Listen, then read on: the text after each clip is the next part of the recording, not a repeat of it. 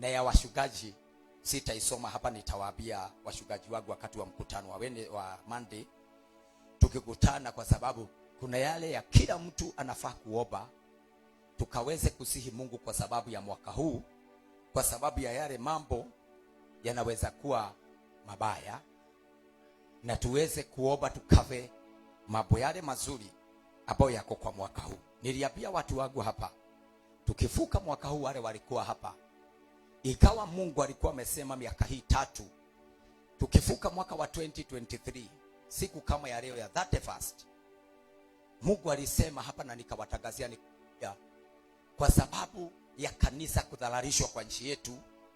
Mkumbuke mwaka wa 2023 ndio kulitokea mambo ya Makenzi, na kanisa zote Kenya mzima, especially kanisa za kiroho, zikaingia kwa shida na zikapigwa sana.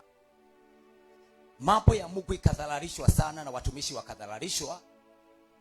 Mungu akaniambia watu hivi, ilikuwa tarehe 31 mwaka wa 2023, mnakumbuka hapa, ya kwamba nchi ya Kenya imeingia kwa miaka 3 ya mambo mazito. 2024, 2025 na 2026. Mungu alisema hivi, kanisa kwa nchi hii ilidhalalishwa kwa sababu ya mtu mmoja. Mungu alidhalalishwa, na Mungu akasema ndio watu waweze kujua yeye ndiye Mungu. Ameigiza nchi ya Kenya miaka 3 kwa mambo mazito, na ndio unaona 2024 ndio migomo iliingia, mambo ikashasha na mambo ikaharibika sana. Huu ni mwaka naye mumeona vile umekaa, huyo umeisha wa 2025. Mwaka umekuwa mzito sana. Bwana Yesu na atukuzwe sana. Sikilizeni niwaambie kitu.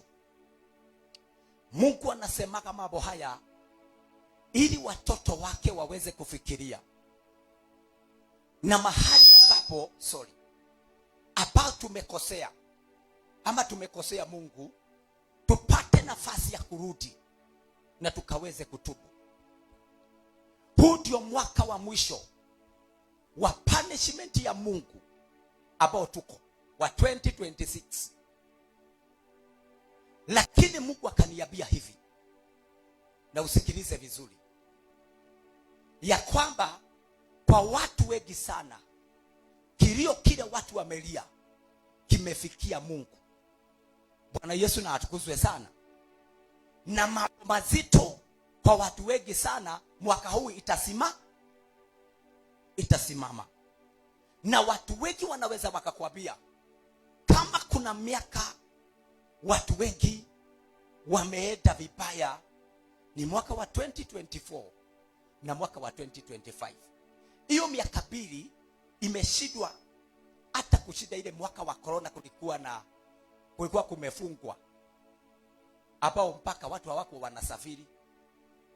Lakini sikilizeni waambie, watu walikosa, na watu wakikosa Mwenyezi Mungu huadhibu watu.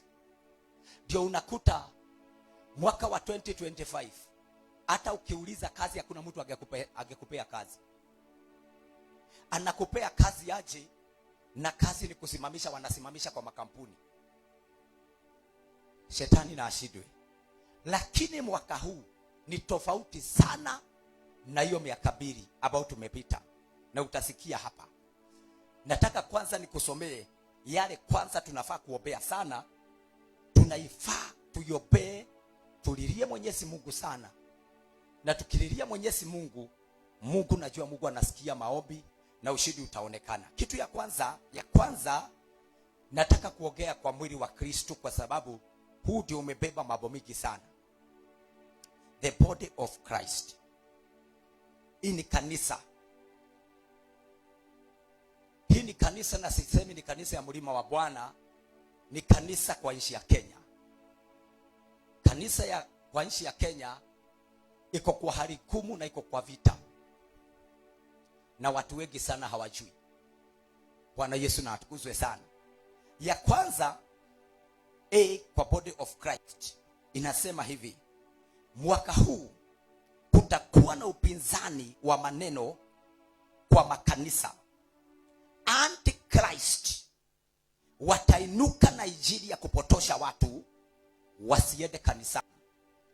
Ni mwaka huu tuko ya kwamba kwa mitandao, kwa maredio, hii ni injili itakufikia kwa hali ya juu sana, ya kwamba watu hawafai kwenda kwa kanisa. Hii ni injili inaenezwa na wapinga Kristo, ambayo watu ambao wanataka kutoa watu kwa Mungu wawaigize kwa mambo ya kishetani. Wale wanaambia watu wasiende kwa makanisa, wengi wanapeleka watu kwa ngome, wengi wanapeleka watu kwa gatadai, na wengi wanataka ubaki kama hauendi kanisani ndio ukuje ukonektiwe na madhabahu za devil worshiper. Shetani na ashidwe. Sikilizeni niwaambie, Kenya mwaka huu kutakuwa na vita kubwa ambaye Mungu alisema ataigiria sana ya makanisa, kwa sababu injili hii itakuwa kubwa sana, watu wasiende makanisani. Mungu akasema hivi, Mungu akasema, na kwa sababu watainuka, na kwa sababu kuna kikundi itakuwa inafadi watu wale watakuwa wanapigana na mambo ya kanisa, naye Mungu akasema hivi, naye Mungu atainua kanisa lake sana, ya kwamba wakipiga kanisa, naye upande mwingine Mungu ni kujenga, atajenga makanisa. Bwana Yesu na atukuzwe sana. Sikia nikwambie kitu utaona. Instead ya kanisa la Mungu kwenda chini kwa sababu utakuwa na hii vita, kanisa ni kuongezeka. Sitafanya nini? Na watu watakuwa wengi sana kwa makanisa. Kwanza Mungu aliniambia hata wale wachungaji wako na kanisa dogo, mwaka huu Mungu atainua hizo kanisa ili akaweze kuaibisha ile vita itakuwa kwa mitandao, kwa maredio na kwa matelevisheni. Bwana Yesu na atukuzwe sana. Na madhehebu mingi sana watu wataongezeka sana. Hiyo ni B. Tuko kwa mwili wa Kristo. C. Kwa wale wanatumiwa na shetani kupinga na kuharibu kazi ya Mungu, Mungu ameinua kiboko chake. Na Mungu amesema kwa miaka ingine 15 kuanzia huu mwaka tuko, wengi hawatakuwa. Watu wale mnaona sana kwa mitandao, kwa maredio wakipiga mambo ya Mungu. Mungu amepeana miaka 15 ya kwamba watu hawa hamutakuja kuwaona. Hawa watu watakuwa wengi wamekufa. Hawa watu, mtu wote anatumiwa na shetani kupiga kanisa, kupiga mtumishi kwa njia ya uongo. Hawa watu miaka 15, hawa watu wengi sana hawatakuwa uhai, watakuwa wamezikwa, na kanisa la Mungu litakuwa linaendelea. Sikia ingine, tuko D. Mungu ako kinyume na msaada, na hii yende, najua watu wa serikali wananifuataga sana hapa wakati wa kuvuka mwaka. Mungu ako kinyume sana na msaada unaletwa wa kuregulate makanisa. Na msaada ule mwingine ulikuwa na mugatana. Wakati watu walianza kuchukua maoni ya kuregulate makanisa, kuna mwaka nilikuja nikawaambia, Mungu amesema unakuja kuanguka na utakuja kuisha. Hata huyu watachukua maoni, na Mungu amesema hivi na wasikie, hakuna mahali huu msaada unaenda, utaagu. Wasikie na masikio yao. Na msaada wa kuregulate kanisa ni kuregulate kanisa za kiroho, sio mainstream churches. Na kila mtu anafaa kujua hivi, ya kwamba ukisikia kanisa imeregulatiwa, ni kanisa za kiroho, si kanisa za ACK, za Catholic, za PCA. Ni kanisa za kiroho. Na ndio unasikia Mungu akisema hata wainuke, hata wafanye nini, waupeleke kwa bunge. Huyu nimewaambia live wakiniangalia, huu msaada unakuja kuanguka na utakuja kukataliwa na utaisha. Bwana Yesu na atukuzwe sana. Ya tatu tuko gapi? Tuko 2 sasa. Sikiliza hapa, mimi nimetoka, nimekwambia utaanguka, na nimekurudia tena, utaanguka. Niliwaambia hivi, wacha nikuje kwa kitu kimoja nikukumbushe. Toka Pastor Wanganga, toka Pastor Charles. Nataka kukukumbusha uliye kwa mitandao, wakati wa kwenda kwa kura za 2022, hawa ndio nilisimamisha wawili kwa kanisa. Wewe ulishika gani? Ya buru na kaga hivi kwa hapa. Huyu naye alikuwa ya yero, aka nikaguru ulisika yero, na uko smart mtu wangu. Sikia hapa, Mungu akaniambia hivi, na nikaambia watu wakisikia, ndio unasikia waheshimiwa wakikuja hapa wanasema tulikuona ukisema. Mungu akaniambia imeshikwa na huyu, mwambie aagushe. Huyu akayagusha, tulikuwa live kwa hii mitambo, huyu akaiagusha. Mungu akaniambia hivi, hiyo vile imeanguka, hao wameshindwa. Na kuna viongozi siasa zao kwa nchi ya Kenya zimeishia wapi? Mwenye kuagusha hii ya bluu iliagushwa, pole sana. Bwana Yesu na atukuzwe sana. Laila mambo yake iliishia hapo. Mungu aliniambia hivyo imeanguka. Mambo ya siasa upande wake umefanya nini? Umeisha 2022. Na nikawaambia ya huyu, ile ilikuwa imeinuliwa wakati huo. Mungu aliniambia hivyo, na hivyo ndio ilifanyika. Sikilizeni waambie, kaa chini. Hii nawaambia na warudia tena, italetwa watu watapeana maoni, kwa sababu wale wataenda kupeleka maoni ni watu wale ambao wanataka kanisa la kiroho ziwe regulated. Lakini hata wakipeleka, Mungu aliapa ipelekwe wapi, lazima itafanya nini? Lazima itaanguka. Bwana Yesu na atukuzwe sana. Sikiliza ingine hapo, nimetoka nimekukumbusha ka kitu, na uende kwa YouTube utaona hiyo. Andika hivi, mwaka huu tuombe sana waabudu shetani. Wanasema ni mwaka wao wa kutoa kafara. Tathikiriria haha, no thikiriria wega. Wale watu wanamwabudu shetani wanasema huu ndio mwaka wao wa kutolea miungu yao nini? Kafara. Nasikiliza na usikilize vizuri.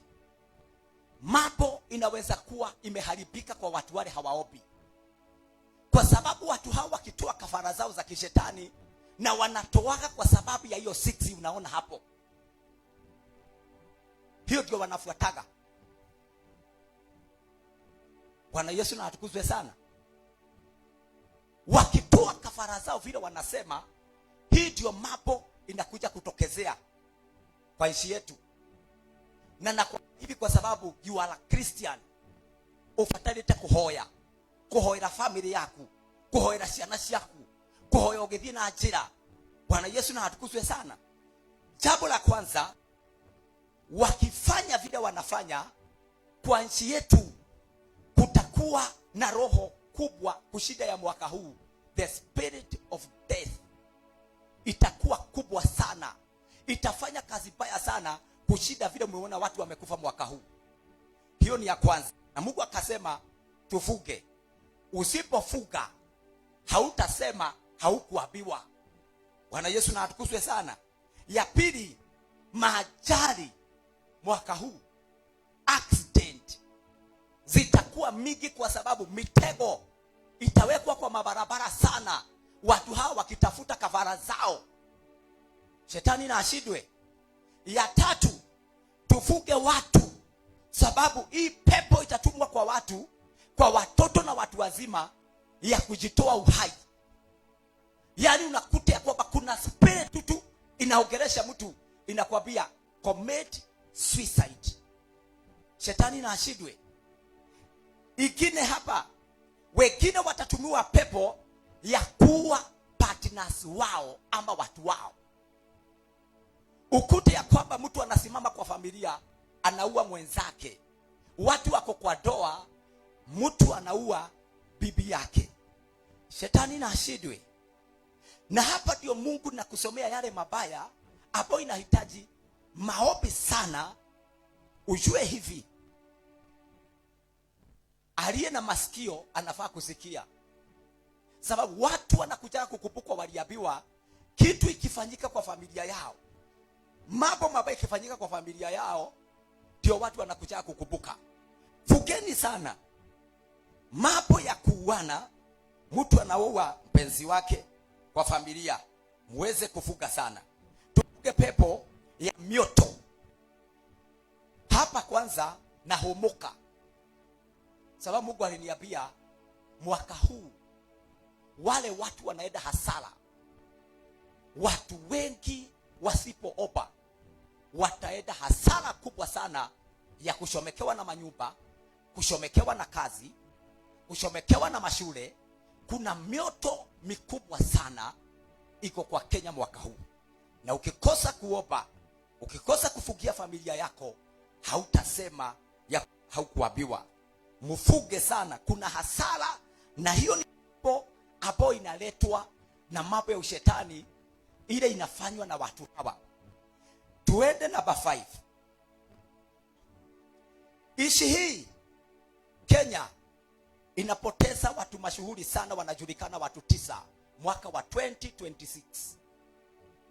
Watu 9 mwaka wa 2026, watu mashuhuri, watu wanajulikana, watu 9 wasipoobewa hawa wanaenda. Bwana Yesu na atukuzwe sana. Nakwambia ya kuomba, kuna wingu liko kwa anga ambao linakuja hapo. Tuko namba 6 ambao linaleta floods. Floods ni mafuriko.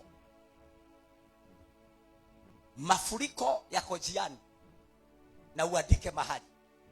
Mungu aliniletea barabara mahali kwingi ya kwamba zimefunikwa na maji. Mahali kwingi hata barabara haionekani.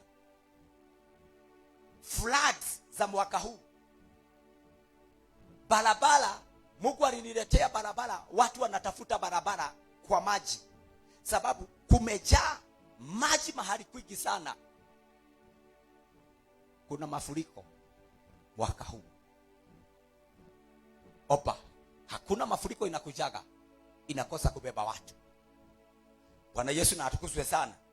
Na the same case, hata kama kuna pati mingi sana kwa nchi hii ambao kutakuwa na kiangazi, lakini pati mingi kwa chakula mwaka huu. Mungu ana promise kupeana chakula sana kwa pati mingi sana za nchi yetu. Lakini kuna sehemu utakuta ya kwamba kajua kamegoga watu wanasaidiwa. Tuko ingine, tuko namba 7. Tuombe, kutakuwa kuna kuoboreza, kuna kilio ya kuoboreza kwa sababu ya ndege kwa nchi yetu. Na mambo haya watu wakasikia Mungu akisema ifungwe na watu wafunge, haifanyikaji. Lakini watu wakiassume kunatokezeaga na watu wanakufa. Nimekwambia kuna kilio kubwa sana ya watu ambao watakuja kuanguka na ndege watu wasipoomba. Hii ni yale mabaya inaobewa. Haya, mwaka huu nchi nyingi zitakuwa kwa vita. Mwaka huu tuko wa 2026. Nchi zitainukiana sana, na nchi nyingi hata kutakuwa na vita, hata si za kutoka nje, ukute watu wanapigana wenyewe kwa wenyewe. Muiope kabisa, muweze kuipeleka mbele za Mwenyezi Mungu. Uko namba 10. Nilikwambia mwezi wa kwanza mpaka mwezi wa 5 iko namba 9, namba 10. Mwezi wa kwanza mpaka mwezi wa 5 itakuwa ni Mwenyezi Mungu kufungulia watu milango sana, kufungulia watu mambo ya kazi na kuinua watu sana. The first 5 months ya mwaka huu wa 2026 utakuwa ni Mungu amesimama na watoto wake kuweza kuwainua. 11, kuna watu wengi sana wameishi kwa kilio, na nimekwambia hii ni kihubiri. Kuna watu wengi sana wameishi kwa kilio miaka mingi, na kilio chao kimemfikia Mwenyezi Mungu. Ya kwanza ni watu ambao wako kwa marriages ambao zinakuwaga na kilio sana. Mungu kuna kitu anafanya mwaka huu, na watu wengi sana wale wanalia. Hizi vilio Mwenyezi Mungu atazisimamisha. Ya kwanza ni wale wako kwa ndoa ziko na machozi sana. Wa pili ni watu wanalia sana kwa sababu kwa familia zao kuna kuwaga na spirit ya ulevi sana, inafanyaga watu wasifaulu.